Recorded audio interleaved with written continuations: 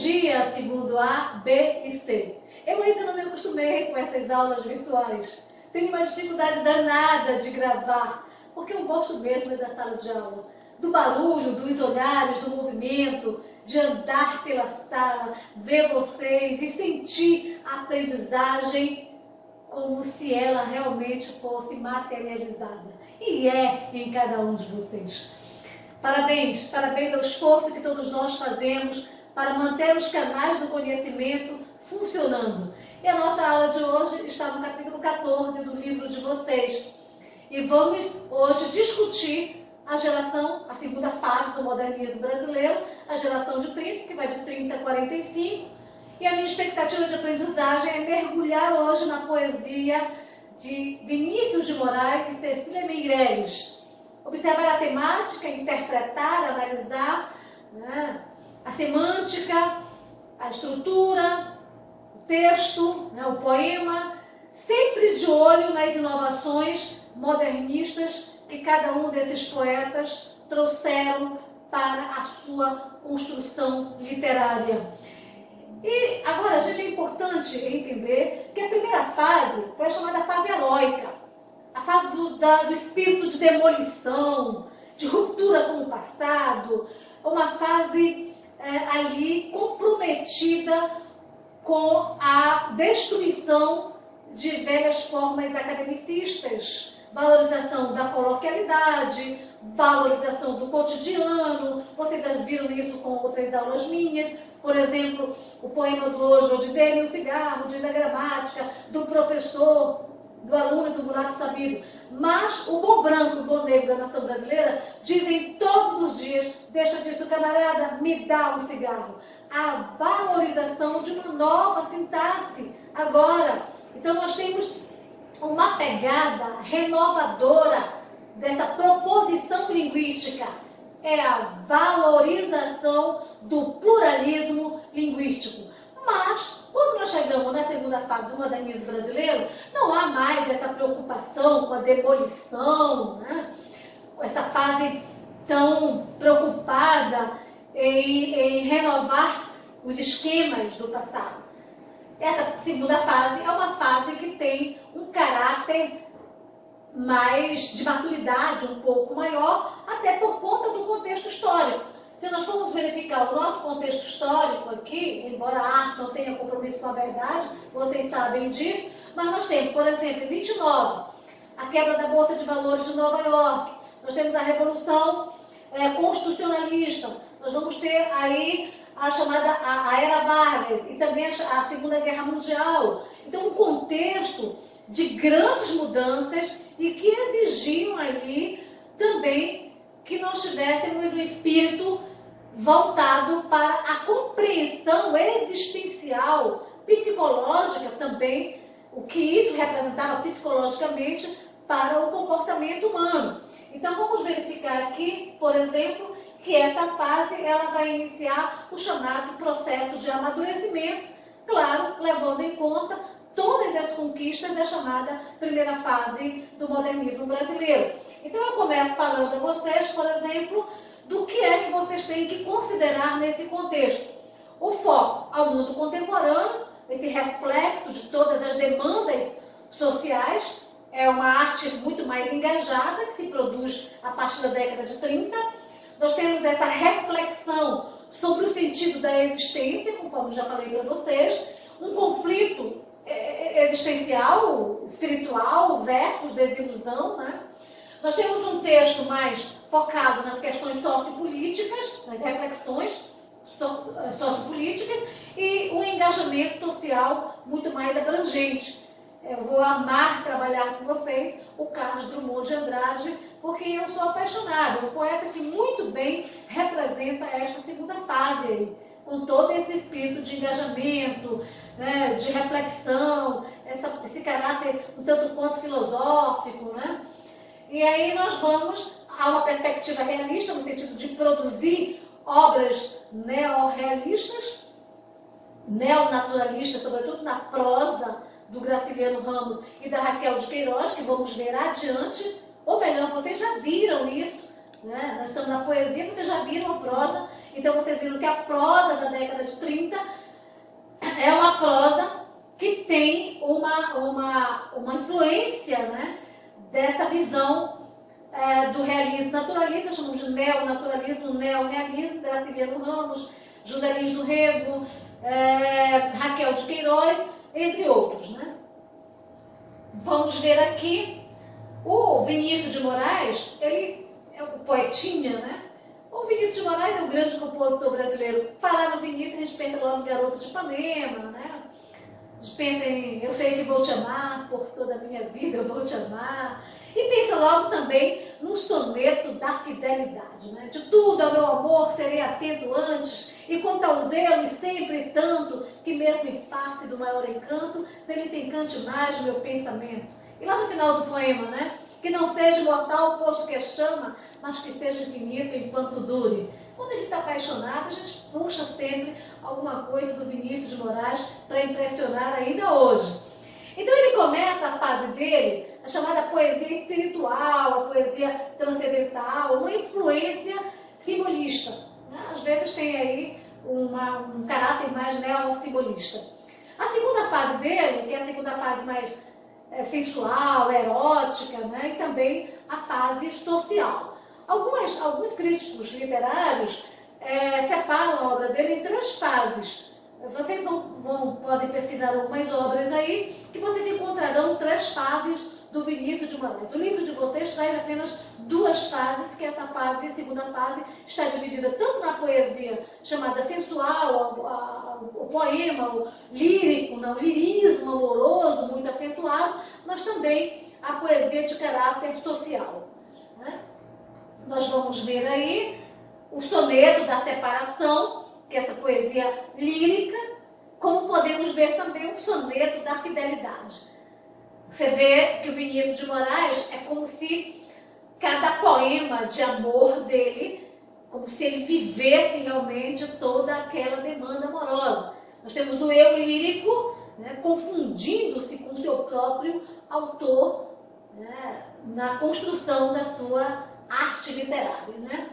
Soneto da separação, ele fala da separação, de repente, do riso fez-se o pranto, silencioso e branco como a bruma, e das bocas unidas fez-se espuma, e das mãos espalmadas fez-se espanto. É a partida, né? É a partida. Do mesmo modo que em Soneto da Fidelidade, ele tem um caráter um pouco camoniano, porque o Camões, ele também trabalha a antítese do amor, né? É fogo que arde sem se ver, ferida que dói e não se sente, essa visão camoniana que também o Vinícius de Moraes utiliza na sua poesia, no Soneto da Fidelidade, quando ele diz que não seja imortal posto que chama. Né? Então ele caracteriza o amor também como chama, mas que seja infinito enquanto dure. Nós temos um movimento da paixão aí muito acentuado nessa poesia do Vinícius e nesse poema aqui que está na tela de vocês, né? O final desse poema, por exemplo, fez do amigo próximo distante, fez da vida uma aventura errante, de repente, não mais que de repente. Ou seja, a separação que se dá tão de repente. Grandes amores que se separam ou em vida ou na morte. Ele utiliza metáforas bastante vivas, né, com elementos muito clássicos, né, da pegada, como já disse, do Camões, presente na poesia do Camões, para mostrar na sua poesia aqui. Outra coisa importante, gente, o Vinícius de Moraes utiliza o soneto. O soneto é uma forma clássica, mas ele é um escritor modernista, é só que ele tem a liberdade de utilizar a forma clássica, né, sem uma imposição da estética literária, mas levado pela liberdade, ele usa aí a forma clássica. Ele vai misturar o elemento clássico com o elemento popular. Né? Esses 2 elementos aí estão sempre presentes na obra do Vinícius de Moraes e vocês vão ver também no famoso teatro dele, Orfeu da Conceição. Aqui nós temos Rosa de Hiroshima, também foi musicado, né? Nós temos a música Pensem nas crianças mudas telepáticas. Aqui é uma crítica, é um viés crítico de um grande contexto mundial. As bombas que caíram sobre Hiroshima e Nagasaki. E ele apresenta aí versos bastante reflexivos e dolorosos sobre um episódio devastador, trágico, né, do cenário mundial.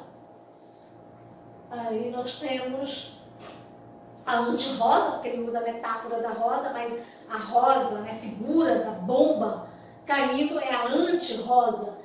E aqui nós vamos ver Orfeu da Conceição. Gente, eu tenho algumas coisas para falar do Orfeu, porque na mitologia, Orfeu, ele pede permissão a Hades, né, para resgatar sua amada Eurídice. Ele vai ter que tocar sua maviosa lira, né, para resgatar Eurídice, mas o Hades diz que ele não pode olhar para trás. E ele acaba que, quando ele encontra Eurídice, ele olha para trás, e aí o que vai acontecer? A Eurídice não consegue mais resgatar a Eurídice, por lá ela ficará para sempre, né? Então é uma história de amor, é a presença do clássico, do elemento clássico. Só que Vinícius de Moraes usa esse elemento clássico num olhar inovador, popular, traz o Orfeu para o contexto da favela do Rio de Janeiro, né? Um contexto em que, no recorte brasileiro, essa mistura do popular, como já disse, com o erudito.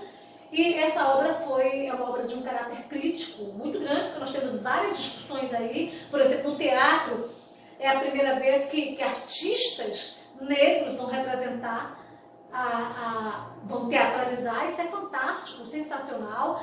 E nós temos também essa obra adaptada para o cinema. Então, no cinema, por exemplo, nós temos duas adaptações. Primeira adaptação, 59-60, essa obra ganhou o Oscar, por exemplo. Aí, né, Brasil tem o Oscar. Não é bem assim, gente. Não é bem assim, porque foi adaptado da obra do Vinícius de Moraes, do brasileiro, ambientado no Rio de Janeiro, em língua portuguesa, mas a estatueta foi para a França. Então, isso não foi nada legal, né? Mas nós temos depois uma outra adaptação com a música do Caetano Veloso, sensacional. E não esqueçam, gente, que ao ler essa obra, ao discutir essa obra, eu posso discutir depois isso mais abrangente com vocês poderão citar elementos dessa obra em construção de textos, em redação, porque é uma obra muito relevante do cenário artístico modernista nacional. Ok? Vamos agora de Cecília Meirelles, mas antes de discutir, já falei sobre isso, né? A mistura do erudito com o popular, e vamos agora de Cecília Meirelles, sensibilidade e meditação poética. Cecília, ela é uma poeta, né, como gosta de ser chamada, com uma profunda sensibilidade. Por isso a fase dela é muito ligada ao neossimbolismo, né, ao simbolismo, chamada de neossimbolista, pela presença de elementos fugidios. Ela utiliza muito essa linguagem diáfana, transparente, um aspecto indefinido, vago, elementos da natureza muito presentes na poesia da Cecília Meirelles. Essa captação do efêmero, do instante, do transitório, né? Aí nós temos, por exemplo, temas preferidos dela: a solidão, a efemeridade, a fugacidade da vida. Por isso que eu disse que os elementos são muito fugidios na obra da Cecília Meirelles, né?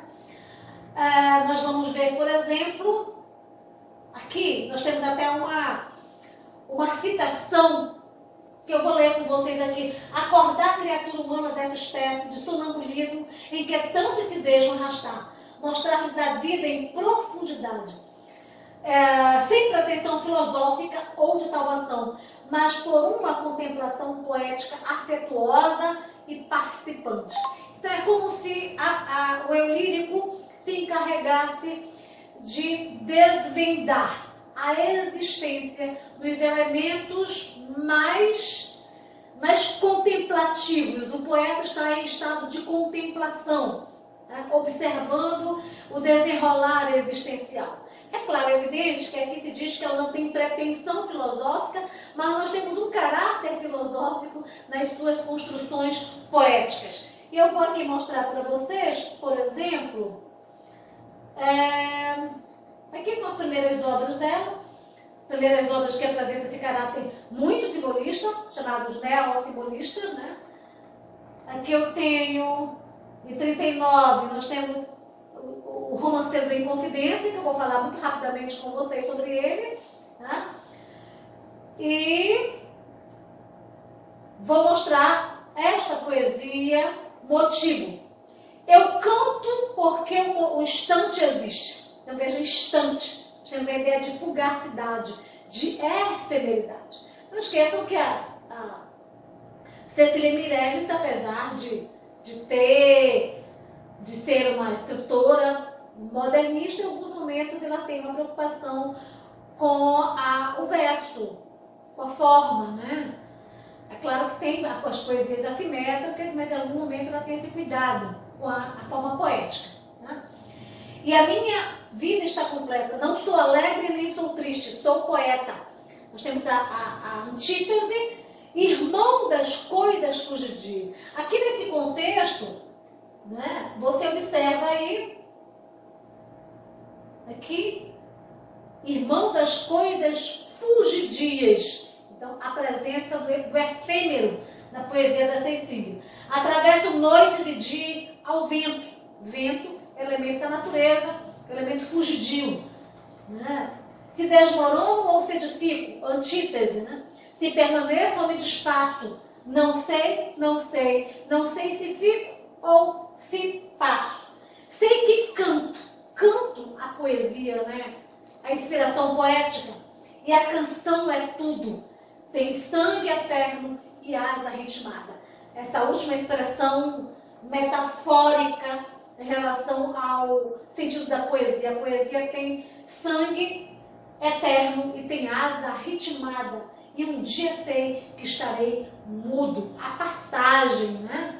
E no Romanceiro da Inconfidência, voltando aqui para vocês, ela vai reconstruir um elemento histórico importante, que é o período da Inconfidência Mineira, visto no contexto da estética literária do arcadismo.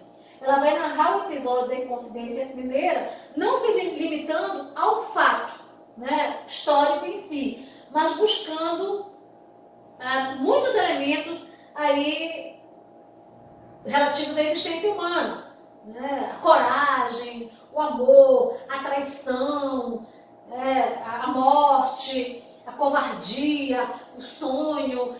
Ela vai lançar mão de dados históricos, por exemplo, muito que nós vimos lá na Inconfidência Mineira, a presença dos fatos históricos e das personagens históricas estarão presentes no Romanceiro da Inconfidência com viés crítico.